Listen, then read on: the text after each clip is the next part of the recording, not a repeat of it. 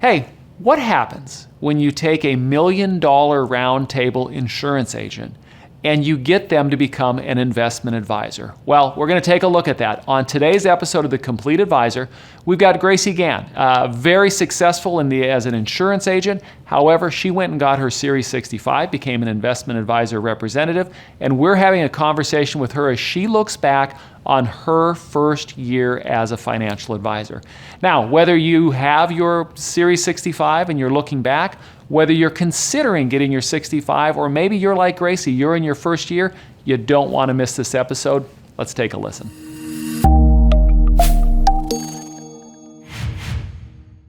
One of the things that as an advisor, you have a decision to make in your practice, and that is, do you want to add on your securities registration? Do you want to become an advisor, a fiduciary? Do you want to be able to work with assets? And there's no right or wrong answer here necessarily, but you do limit yourself if you don't take that next step. And taking that next step can be there's a lot of work, there's a lot of challenge, there's risk, and does the reward pay for itself? So on today's episode, what we're gonna talk about a year in the life. That's my working title. A year in the life. So the first basic year of getting your 65 and the challenges and what it feels like. So if you're an advisor and it's been a while since you've had yours, you know what? This is a good refresher. If you're somebody you're working your way through getting your 65, this is a must listen to. So my guest today, Gracie Gann. Gracie, great to have you here. Thank you. And I'm excited that you're going to share this adventure with us. So just to set up the table, to tell people your bona fides. You work in a practice that's been around 20, 25 plus years now. Successful practice. You and your dad have mastered the challenge. We talked about this on a different podcast of working together as a father and daughter team, which is awesome. But you have is it in the last year? Do I have that right? It was last January. Last January, yes. You went out and got your Series 65. Congratulations. Yes, thank you. As somebody who's successful, what made you decide to add this on?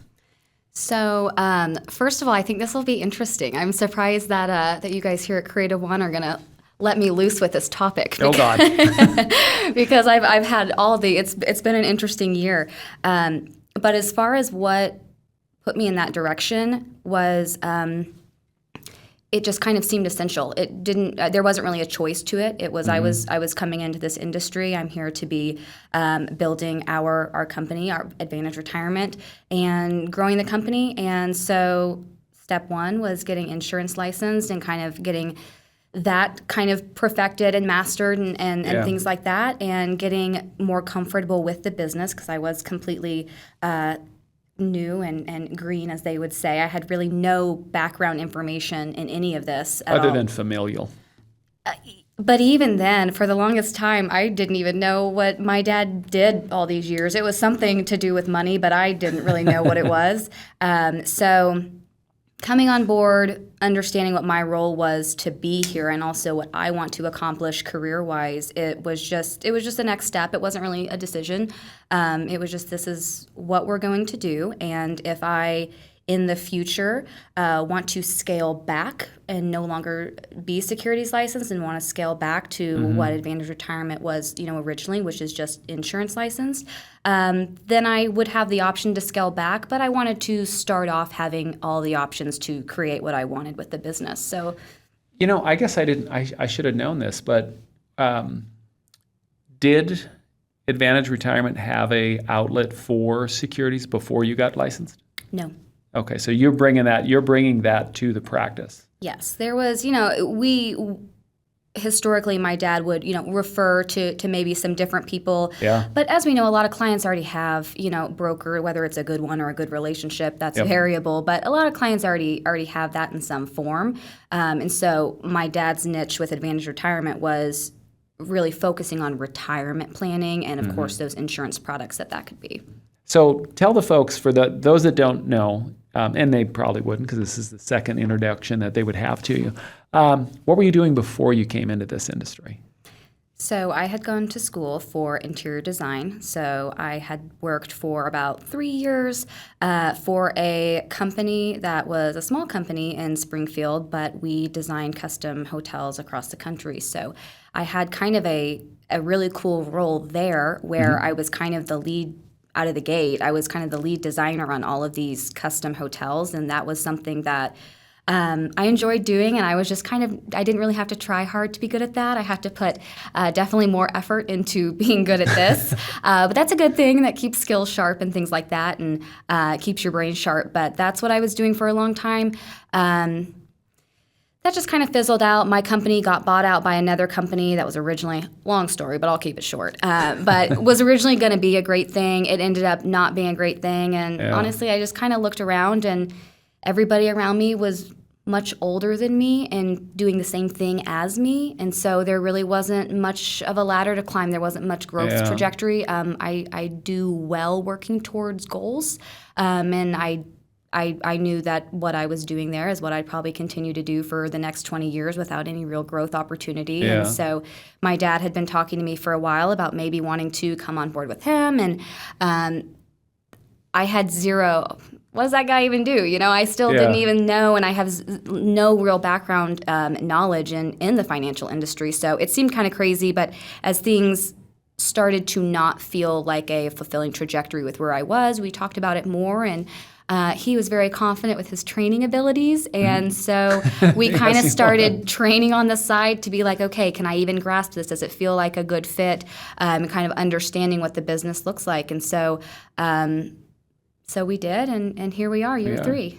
What did you take, out of curiosity, if you think back of what you were doing before? What are some things from that you took and are able to apply to this industry? I think working on a somewhat corporate level and a kind of understanding the office dynamics, understanding different programs, understanding kind of how to organize things, and just having that experience of seeing how all these people around you are doing things collectively, having that example before going into something like this where it's just the two of us. We don't have a lot of outside example. So I think that made a lot of a difference on how I can approach, I guess, more the operation side of the business and kind of running the internal things. I kind of had an example of it. So fast forward, you're in the business now. You're working with your dad, and but you're meeting clients. You're qualifying for $1 Million Roundtable. You decide that it's time to start taking the test. How did you select your test prep material? First of all, how did you do that? Oh gosh, I'm sure somebody at Creative One Wealth probably just told me what to do. Actually, I backtracked that. We used Kaplan, and I used that for a while. And after I took the test the first time and did not pass the first time. It's a very hard test. And so then I just felt like I was so thorough with my studying through Kaplan that I thought, if this test the material was so different from what I was looking at Kaplan, I need to use a different study tool because I need different information. I can't just continue going over the same information again with the Kaplan study resources. So it was actually Tanner, when he was on the wealth side, he had given me a resource for, I don't even remember what it was called, but I could find it. But it was a different study resource that actually was a lot more helpful and was a better tool. And I used that. I studied on that for a couple months, and then it was a game changer. I passed the second time, and I think that tool made a big difference. Was it more? Did they cover different content, or did they approach it differently? Because I know that some forms will do practice tests, flashcards. It was different approach. It was just a different way of studying, but it felt like it was like a lot of information I was going over in that material that was never really covered in the Kaplan material. And so it made a huge difference. That was the information I needed to pass the test. Well, there you go. Yeah. Okay, so one of the things that when we were talking before we recorded is I went to work for a wirehouse the last time I took the test, and they gave us time to. So it was actually the approach I was mentioning, where I came on board and they gave us a set amount of time to study, and they had programs, and that's all I did. I did not have to worry about getting clients. I did not have to meet with anybody. How did you schedule yourself out? Because you're working with your dad, you're running the practice, but you're also studying. Yes, so it was flexible, so that was nice. Where my focus during the days during that time was studying. I was still in client appointments. I was still doing client tasks, but my main focus was studying. My dad was still kind of managing everything the way that he did at that point. We've made a lot of changes now where I manage a lot more of it, but at that point, he was still kind of doing things the way he had been doing it all these years, and I was just focusing on studying. So it was nice that I was getting paid for that time, that I had the time. Makes it easier. I wasn't having to do that, on in the evenings, and so that made a big difference. So looking back, just on the testing and going to the test, any advice you'd give anybody that's getting ready to start the process? I have a lot of advice on once you pass the test. But as far as studying for the test and preparing for the test, it just comes down to a lot of memorization. Sometimes you don't need to be overly thorough at understanding every specific thing. A lot of times it won't even be relevant in the future. Yeah. Just get through the test, and then you can kind of fine-tune all the things later. Something that I did, which might be kind of weird, something that I did the second time I took the test was they give you like a little marker board or whatever that you can note on. And I kept track of all the questions throughout that I didn't think I knew the answer to. I kept like a tally of all the ones. And so by the time I was getting through the test, I could kind of have a mental note of, am I passing or not? Like, how am I doing? I know I got all these questions right. I had this many that I might have gotten wrong. So that helped me stay kind of confident throughout the test and kind of knowing where I was. Am I in good standing? And so by the end of the test, I like tallied how many that I think that I might have gotten wrong. And I was like, I had to have passed. If I got every single one of these wrong, I'm still passing. And I passed. So I think that helped throughout the test itself kind Keep of relaxed, gauge maybe. where I'm at and what my likelihood was. There we go. Okay, so we passed the test. Now comes the hard part. The reality, yeah. Okay, so maybe what was so you get to 65. What do you think was one of the biggest surprises you had once you passed the test? Oh my God, all of it was. It was where do you start now? Where do you go now? How do you implement this? We already have a practice that is kind of set in its ways. It has its structure. How do I plug this in with it making sense? How do I plug this in seamlessly? The operations side of it, of the paperwork, was shocking. I think there was a lot of phone calls on paperwork. It was a lot. I'm used to the annuity apps that are quite simple. Yeah. They're very streamlined, and so it's a lot of paperwork and a lot of compliance to keep up with. It was just a lot to figure out how to now just make this work. I definitely learn best by example. I need to have an idea from start to finish, and I need to see all the details in between. This was really hard because I didn't have an example of that. I hadn't been in an office before that was securities licensed. I had never seen any of these processes like live and working. And this is new to the practice. Yeah, and Creative One Wealth is super helpful where, they'll get on calls and do all these things and we'll talk all these things out. But I needed an example of actually seeing it because that's just the way I learn. And so we fumbled for a while on me figuring out, what is the narrative? What is the process? What happens next? And, you want to stay, when you're going through that process, I kind of had a hard time letting the client know what was happening next and what the process looks for the client because I really didn't thoroughly know it for myself yet either. I didn't know what was coming next. So just plugging in all the pieces was overwhelming and definitely the hard part. Do you remember your first appointment with a client or prospect where you made recommendations on now going from the insurance side, the non-registered side, to now we can do blank?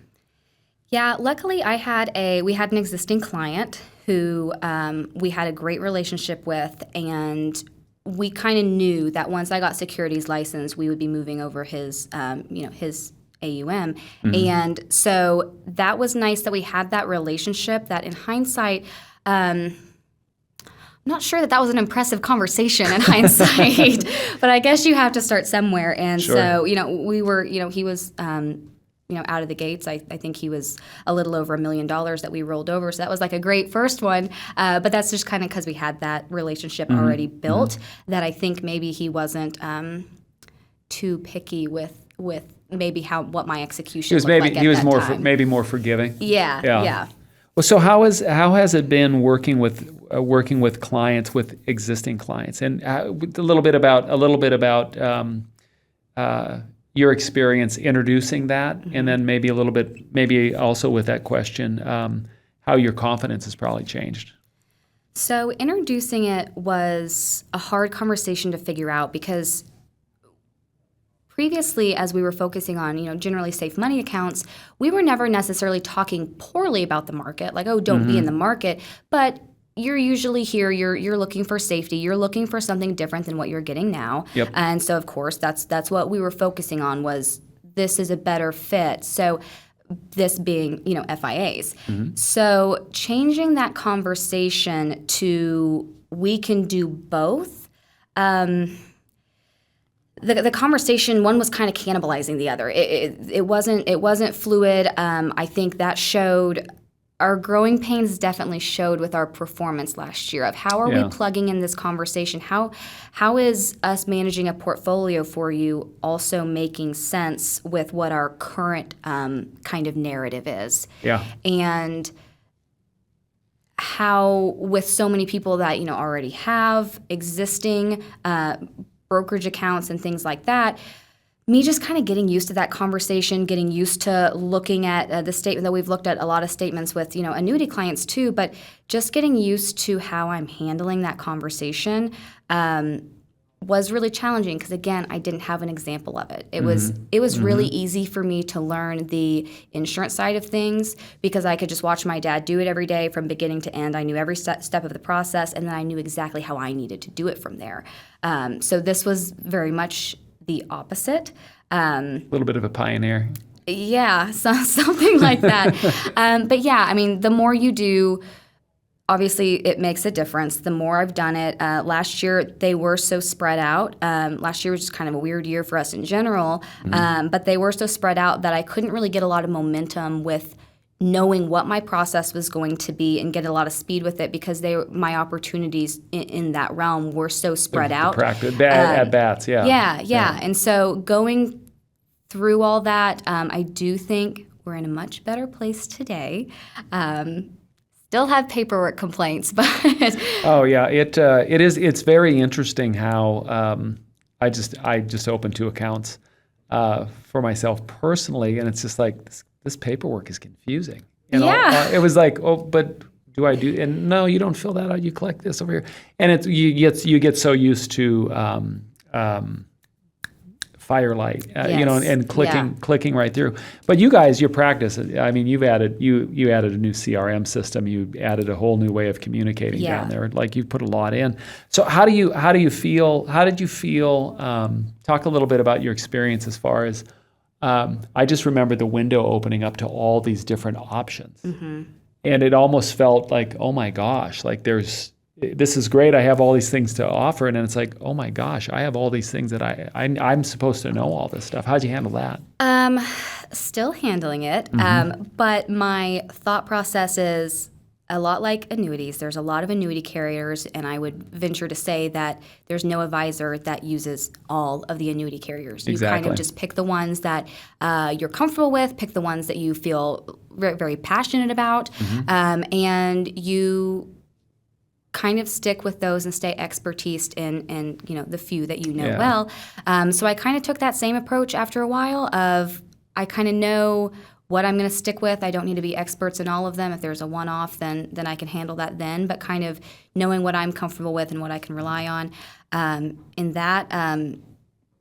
Jack on the wealth side is my guy, because there was a lot of, in the beginning, so I'm like, I don't know what I'm doing here. Like, give me some direction. And so he was always really, and is really great at explaining all of the different models, and I'll talk to him about here's what we're trying to accomplish with this client. Do you think this is a good fit? Would you suggest something else? Let's talk through it. And so he has been very essential to me in that way of having that support and that knowledge. You're spot on. There are so many options that paralysis by over-analysis. Like you could just deer in the headlights looking at different things. But it really does come down to finding something that you believe in, something that has the ability to be that you're comfortable with, that you trust, but then also being able to articulate it so that your clients understand it, because otherwise they're not going to do it either if they don't get it. Having those words, I would get on these calls with Jack and Brooke, and I would just be like, I just need to hear you guys talk. I just need to hear all your words, and I would write all these things down, because that was another big thing is having the words to articulate it the right way. Again, I hadn't ever seen anybody do this. I didn't know the words. I didn't know the terms. I didn't know just how to have that fluid conversation. So yeah, we had a lot of calls where it's like, you just talk. I'm just going to listen to your words and absorb them all, because I didn't have that. How do you, so let me ask you this, how do you balance then, now that you have the ability to do AUM, and how has that changed the process that you have with existing clients, even down to reviews? Yeah, it's just nice to know that we have that added layer now. We have had some existing clients that we were able to do some things with and kind of convert them and do a little bit of AUM with them. But I have found that with a lot of existing clients, they didn't really come in to us, meeting us, for that purpose. So there's been a lot of existing clients that they still have self-managed accounts, or they have accounts elsewhere, that they didn't come to us with that expectation. We never had that conversation on the front end. And so they're just kind of happy with where that is now. Yeah. So it's more so for us at this point, focusing on the new prospects and creating that conversation, that narrative, and kind of that idea or expectation from the very front end, talking about it at the events, laying that idea of, we can do all of these things, and here's how we can do it differently than maybe where you're at today. That's an interesting point, because your existing clients, your older clients would see you, it's like, we know Mike and Gracie this way, and they've categorize you, or they know you and the services you provide, and then you add this. It would be an interesting additional conversation. So right now, do you see when you're bringing in new assets into the firm, is the AUM mostly coming from people who have never met the firm before, or is there a lot coming in from those older clients? It's usually new? Yes, new prospects coming in. And maybe something with the older clients that I could understand is they know that when they met with us, we weren't licensed to do this, that this wasn't part of our practice. And so maybe just the idea, just mentally, that, this is still something new to them. Yeah. They know it's new. These new prospects don't know it's new. How do you balance the benefits, the pros? For the practice, there's no denying that you're being able to do assets under management. We could list them off numerically, alphabetically. The benefits are there, and it makes sense long term. But how do you balance the pros, the benefits, with some of the pressures and responsibilities? Yeah, so that's a big one, and I'm still perfecting that balance, you could say. Like we were mentioning earlier, with fixed index annuities, there's not a whole lot of pressure there. Your money's safe. Yep. From the advisor side, you want to make sure, of course, you're choosing something that's the right fit for the client's needs. You want those indexes to perform, and choosing the right indexes, and we want to make sure that we have competitive par rates that are going to last. Good company. Yeah, a good rated institution, and then you're good to go. With the AUM side, there is a lot more pressure there, and with it being new for me, I, of course, just feel the pressure of the unknown. Am I Am I going to miss something? Is there something that I should be doing differently? Is there something that I'm not doing right? Is there, I know with the paperwork, that's always like a big deal that I have to go back and do revisions and things need to be a different form or a different this. And so, you wonder how deep that goes of what else am I missing just by not having the experience yet? But you have to get the experience from somewhere. But unfortunately, it's kind of a high pressure place to start. But you just got to start. I think personally, and this is my approach to like presenting and everything. I think the day that I'm not worried about it is the day that there's going to be trouble. Like if I don't feel the butterflies before I present, if when it's doing the paperwork or making a recommendation, am I making the right recommendation? Have I thought this through? I think once you get cocky, for lack of a better word, that's when you get bit in the behind. Yeah, I think so too. But your guys' attention to detail, and I say your guys' is because on the last episode we talked about checklists and stuff, and you and your dad, there's similarities, your differences, but there's some similarities there in your thoroughness. Yes, which is very detail oriented, sometimes to a fault. So as you go forward. I know that you are detailed and goal-oriented. So now that we're pretty close to year one here, what are our goals that we've set out? I think knowing last year we had such a rocky year for a lot of different reasons. I mean, our firm was just growing and changing in so many different ways. Mm-hmm. The goal for year 2 is to have a little bit more stability, and I think we're there, and I think we'll grow more. I'm excited to see by the end of this year how much more confident and successful I feel by that time, different from now even. As we're doing more and we're implementing more, we've changed our conversation during client meetings a lot throughout the past year to kind of figure out what works and what makes sense to implement this new side of the business. And we fumbled with that for a long time, but I think we've perfected that now. We really lean into the 3-bucket approach, and that's kind of how we organize the conversation of here's how both of these different financial tools can be beneficial for you. I think the goal is just feeling super confident and like I know what I'm doing with it. I would love to submit a bundle of paperwork that doesn't need to be revised in one way or another. When that day comes, that'll be gratifying. But the paperwork is a lot. They don't tell you that. Nope. I came to an event here back when I first came on board. It had to have been over 2 years ago, and it was an event kind of talking about the importance of adding, a securities license to your practice and how that can open up so many things for you. And all of that was true and great, but what nobody said is I hope that you have a great admin person already in your office to handle all of the paperwork, all of the compliance, all of these other things that are so different than what you'd be doing on the insurance side. Nobody talked about that part. And so that was a lot to figure out. Mm-hmm. But we're getting there one case at a time, and with each time I learn something, and it's a good lesson every time. There's growth every time. What's something that keeps you up at night overall as you look at the practice and the future and that? And then the other question is what are you really excited about looking forward with the practice? Go with the negative first, though. Let's wrap up on the positive. Okay. What keeps me up at night? Have I mentioned AUM paperwork yet? I don't know that I have. I wish I had a really great, witty answer to that.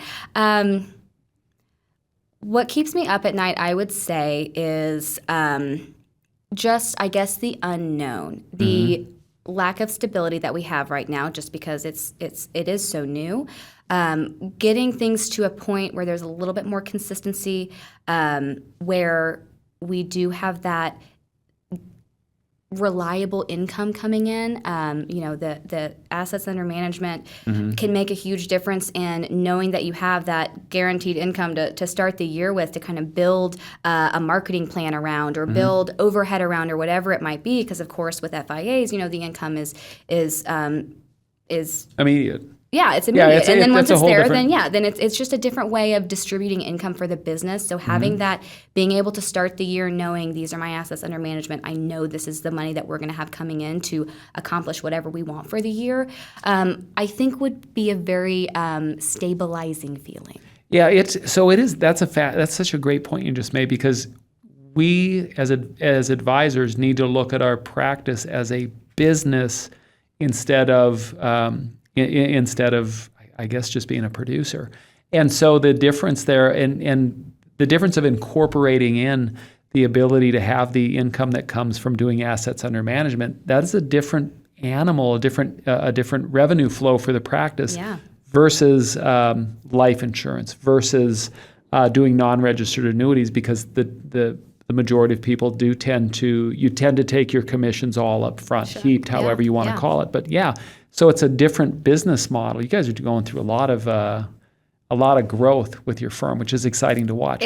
It is exciting. There's always the growing pains. A little scary, yeah. But I think we're on the other side of it. I think we've spent our year figuring things out, and I think we're in a much better place and feeling good about it. Nice. There was definitely plenty of times that I was like, we did just fine being insurance licensed. Yeah. There was a lot of conversations of, did we just completely overcomplicate our practice? Is this? Yeah. And there was a lot of phone calls to Creative One, and shout out to Tanner and Jack and Brooke for talking me off the ledge multiple times of maybe we're just overcomplicating. But I'm glad we went through what we went through. I'm glad I stuck with it. I'm glad I did it in the first place, and I do hope it's something that we become really, really good at, and something that is an asset to Advantage Retirement going forward. Yeah, I think so. So what? So positive note, because gosh, that would have been a great spot to stop right there. Oh shoot, and cut. No, So what gets you excited?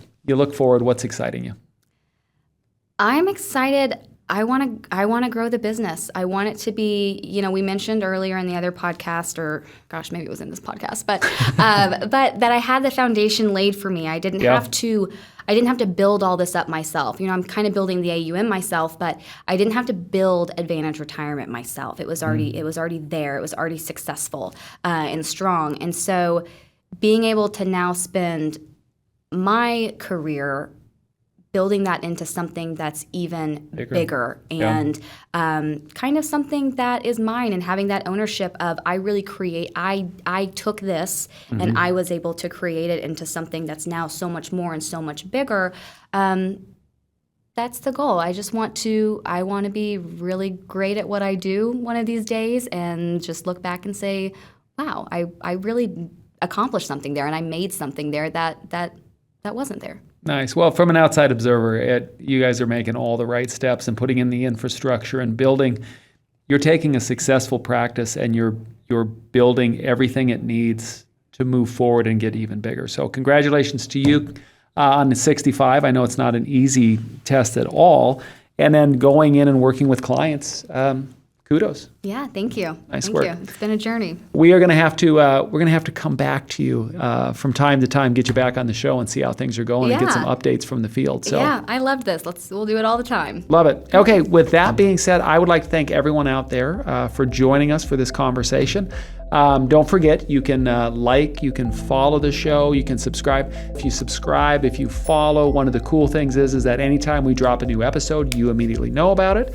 And remember, the purpose of this show, the founding principle of the show is to help make other advisors better by having conversations with advisors that are doing it. So Gracie, thank you for being here. Everybody else, thank you for being here too. And we'll see you next episode. Thank you. Next time. Next time.